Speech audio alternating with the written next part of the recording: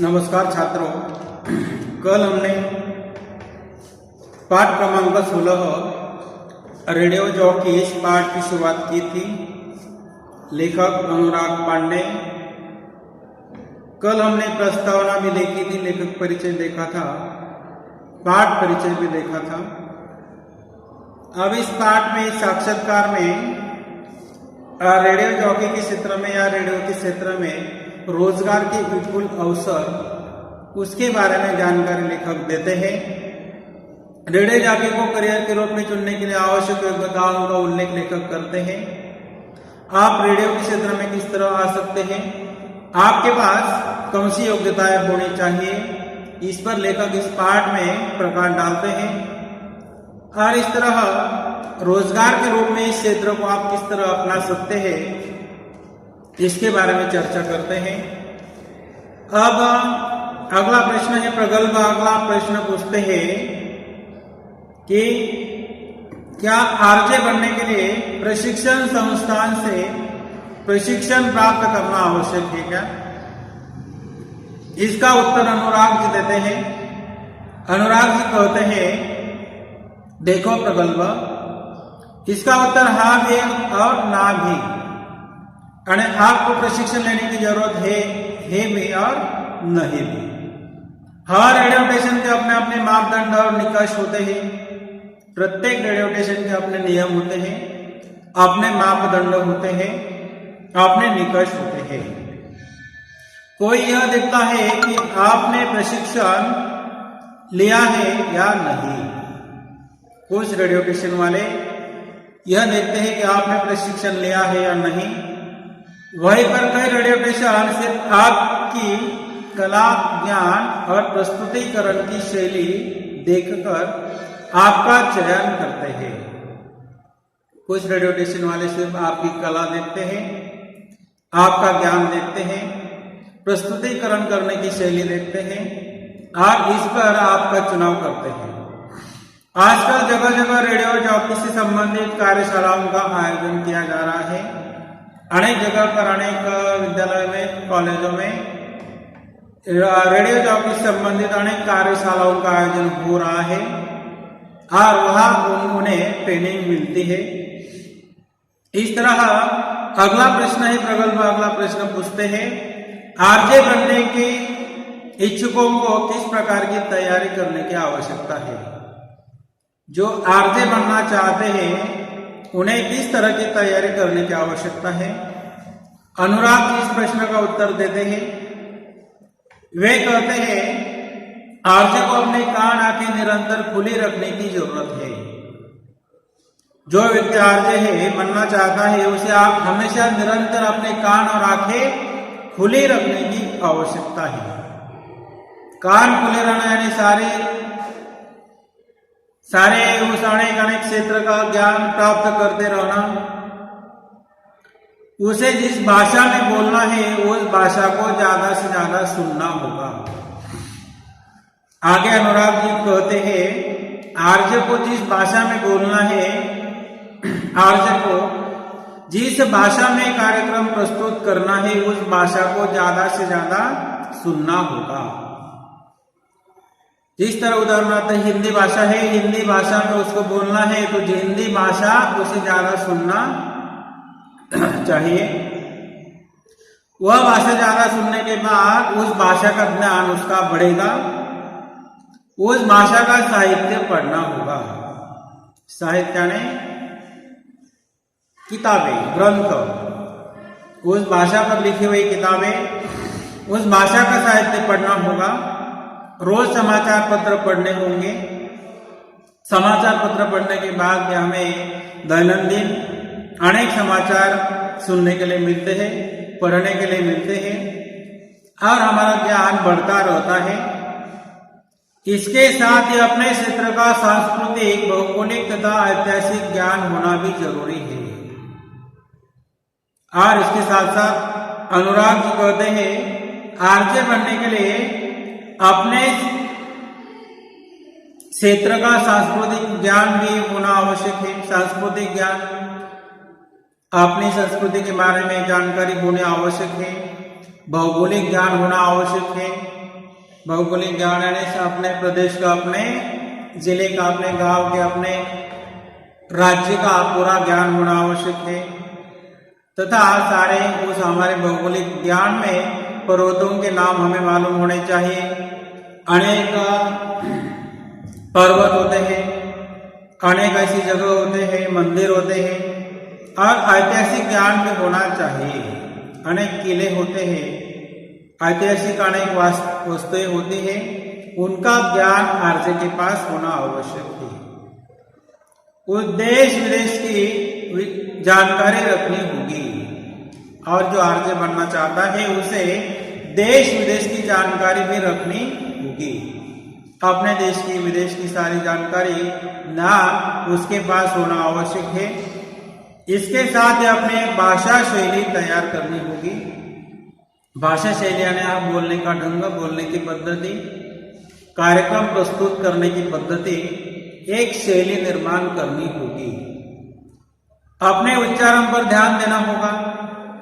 और आरजे, जो व्यक्ति आरजे बनना चाहता है, रेडियो जॉकी बनना चाहता है, रेडियो के क्षेत्र में जो व्यक्ति काम करना चाहता है, उसे अपने उच्चारण पर ध्यान देना होगा। उच्चारण, बोलने का ढंग, विचार व्यक्त करने की पद्धति, उस पर ध्यान देना होगा। भाषा के आरोह अवरोह का ज्ञान बढ़ाना होगा। बोलते समय किस तरह आरोह अवरोह यानी चढ़ उतार, आरोह कहाँ करना है, अवरोह कहाँ करना है, उसका भी ज्ञान बढ़ाना होगा। इस तरह अनेक ऐसे बोलते हैं, अनेक ऐसी बातें हैं, उन बातों को ध्यान में रखना होगा। एक बढ़िया आरजे बनने की कोशिश हरदम जारी रखनी होगी। बढ़िया आरजे हमें बनना है, मुझे बढ़िया आरजे बनना है, बहुत अच्छा मुझे रेडियो के क्षेत्र में काम करना है, इसके लिए हमेशा प्रयत्न करने चाहिए। क्योंकि कलाकार कभी तृप्त संतुष्ट नहीं होता। जो कलाकार होता है वो कभी तृप्त नहीं होता है, कभी संतुष्ट नहीं होता है। उसे हमेशा ज्ञान प्राप्त करते रहना है, हमेशा उसे पढ़ाई करनी है, सारे अनेक क्षेत्रों का ज्ञान होना आवश्यक है। उसे विशिष्ट लोगों के विशेष अवसर पर साक्षात्कार लेते हुए कार्यक्रम की प्रस्तुति करनी पड़ती है। और जो आरजे है, रेडियो के स्टेशन पर जो व्यक्ति काम करता है, उसे विशिष्ट लोगों की, जो महान लोग हैं, जो हमारे नेताएं हैं, जो हमारे मुख्यमंत्री हैं, तो उन्हें उन लोगों के विशेष अवसर पर कोई समारोह होता है, कभी कोई त्योहार होता है, उस समय उसे साक्षात्कार लेते हुए कार्यक्रम की प्रस्तुति करनी पड़ती है।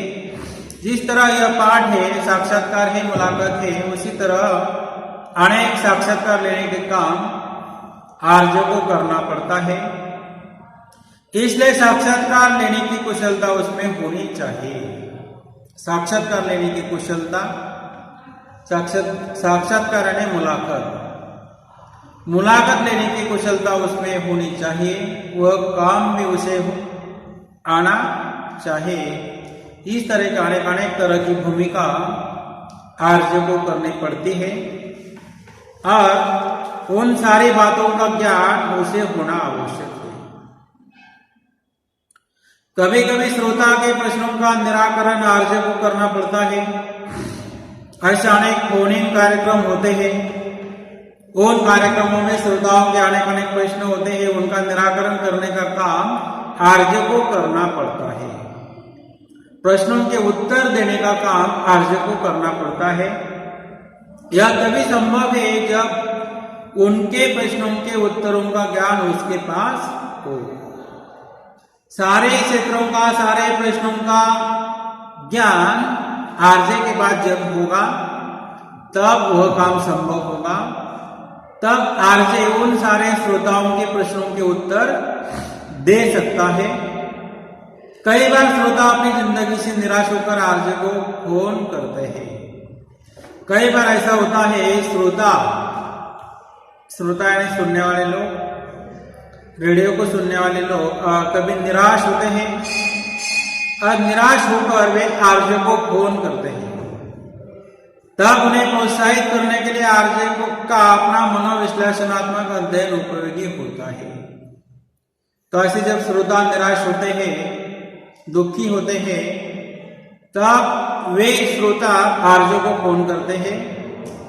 अब ऐसे दुखी लोगों को, निराश लोगों को प्रोत्साहन देने के लिए आरजे को काम करना पड़ता है।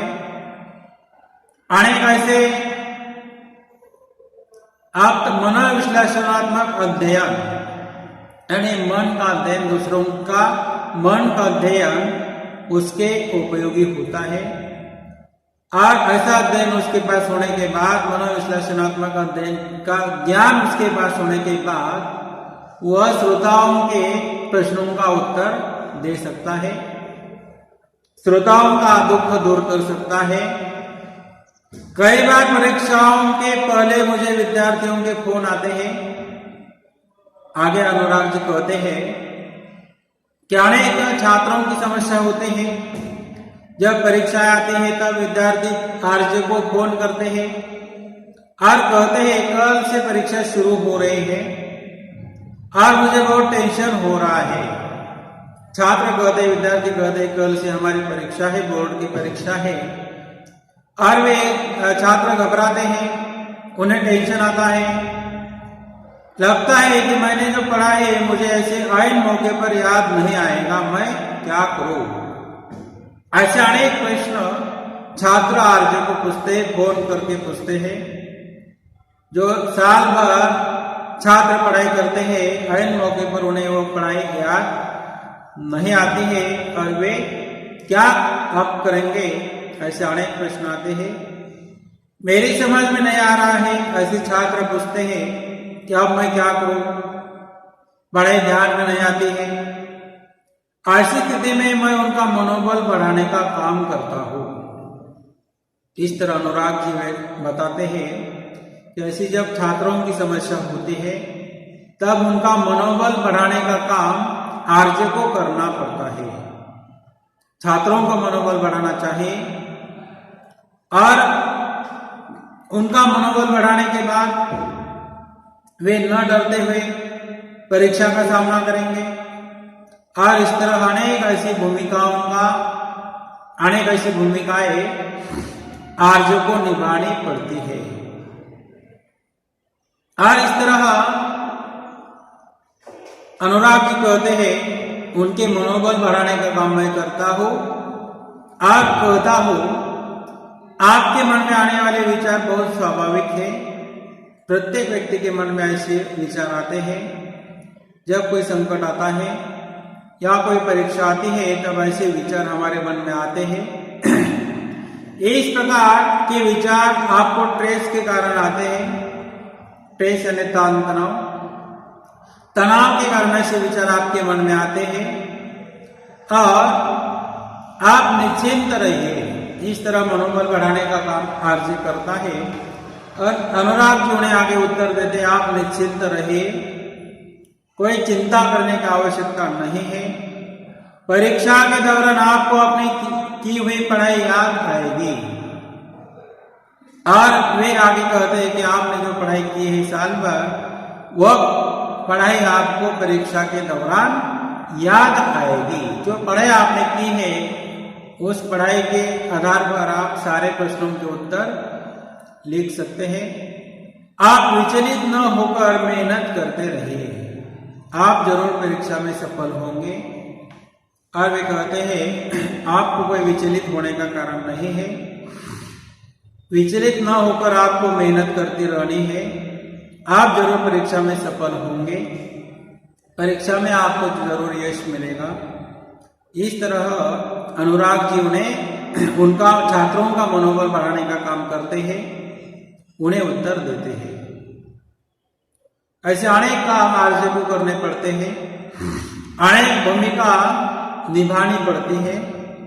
अगर आप एक अच्छे संवादक बनना चाहते हैं, संवादक यानी कम्युनिकेटर, अच्छे संवादक बनना चाहते हैं तो आप लोगों को देखकर तथा सुनकर अभ्यास द्वारा अपने आप आप को तैयार कर सकते हैं। अभ्यास द्वारा आप अच्छे सारे छात्रों के साथ या सारे लोगों के साथ आपको संवाद बढ़ाना है, संवाद बनाना है। तो आप लोगों को देखकर तथा सुनकर अभ्यास द्वारा अपने आप को तैयार कर सकते हैं। लोगों के साथ बातचीत करने के बाद, लोगों के विचार सुनने के बाद अपने आप को आप तैयार कर सकते हैं और अच्छे संवादक आप बन सकते हैं।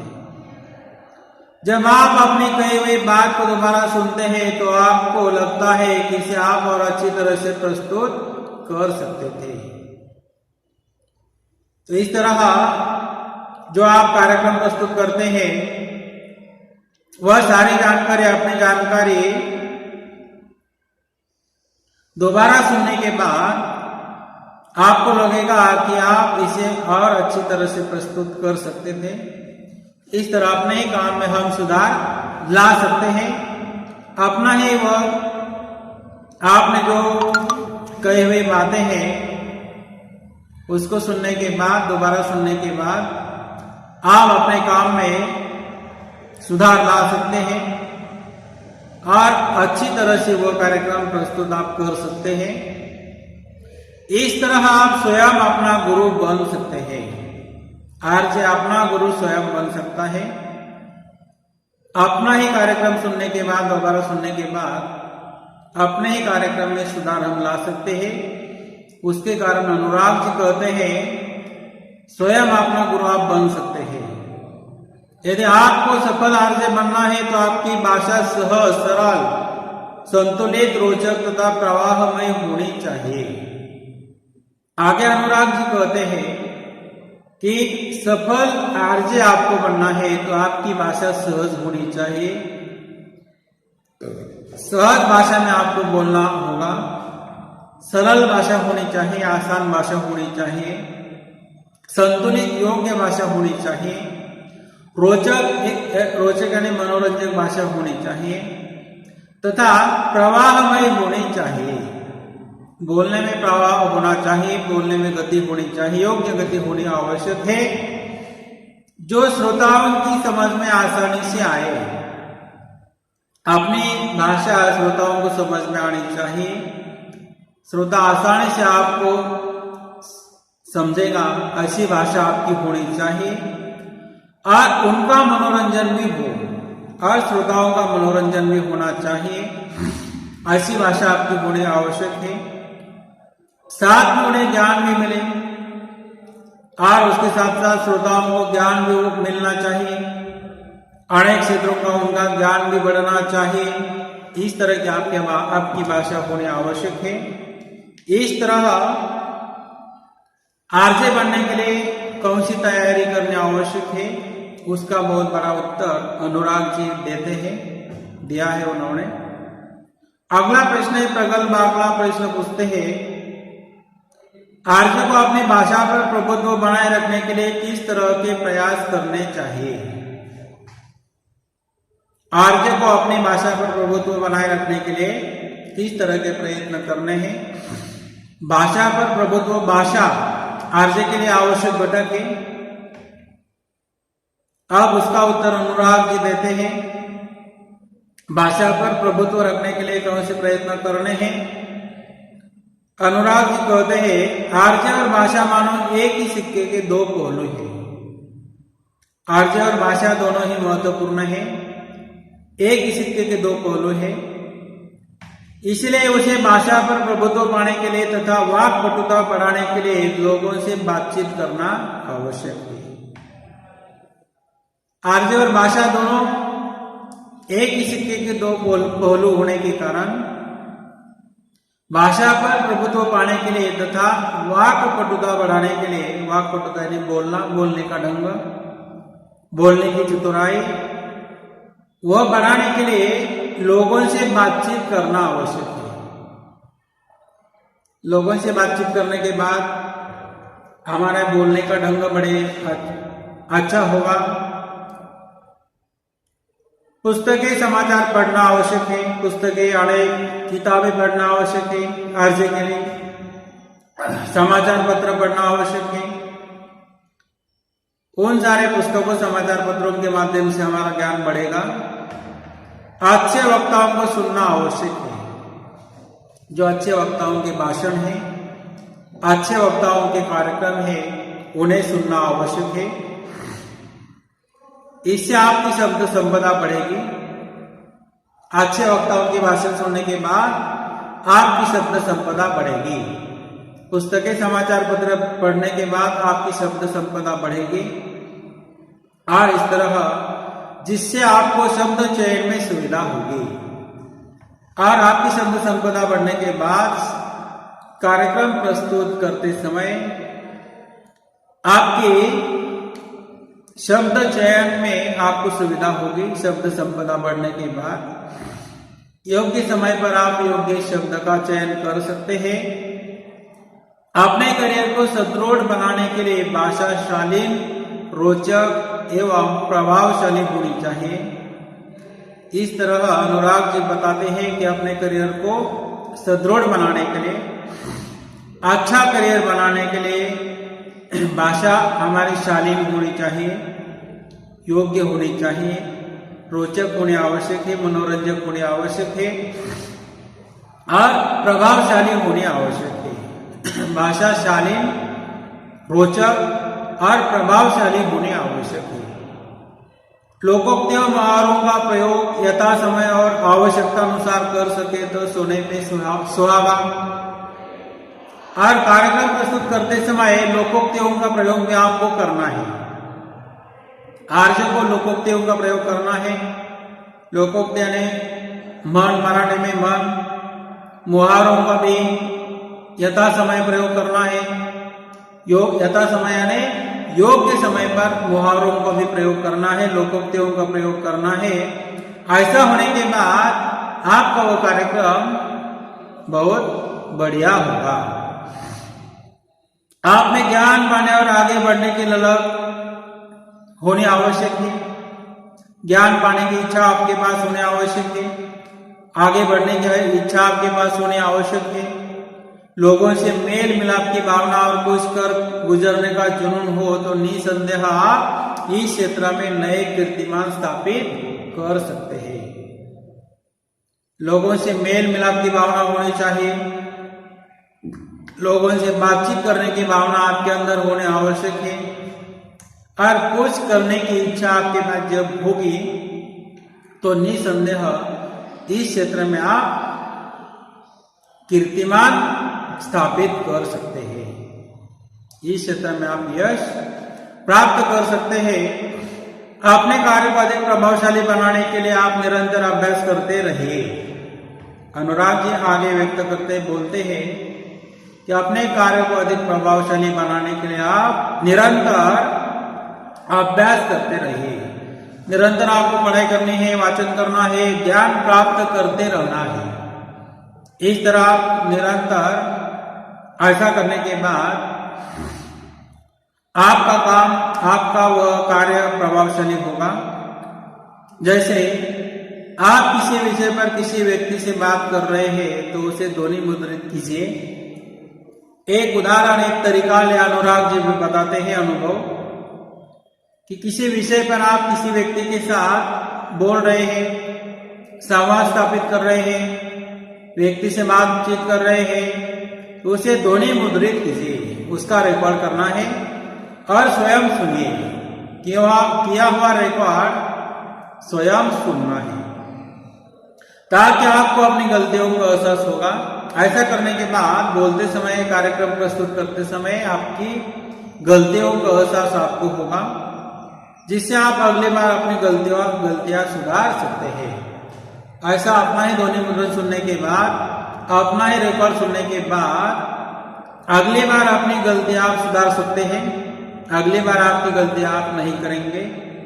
इस तरह भाषा पर प्रभुत्व बनाए रखने के लिए इतने सारे प्रयत्न करने आवश्यक है। भाषा शालीन, रोचक, प्रवाहमयी, प्रभावशाली होनी आवश्यक है। लोकोक्तियों का प्रयोग करना है, मुहावरों का भी यथा समय प्रयोग करना है। इस तरह रेडियो के क्षेत्र में आपको जाना है, रेडियो के क्षेत्र में कार्य आपको करना है तो इन सारी बातों पर आपको ध्यान रखना होगा। इस तरह यह आज हम रुकते हैं। धन्यवाद।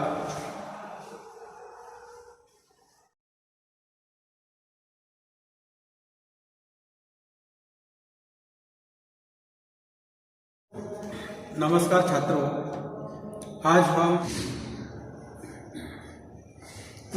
छात्रों, कल हमने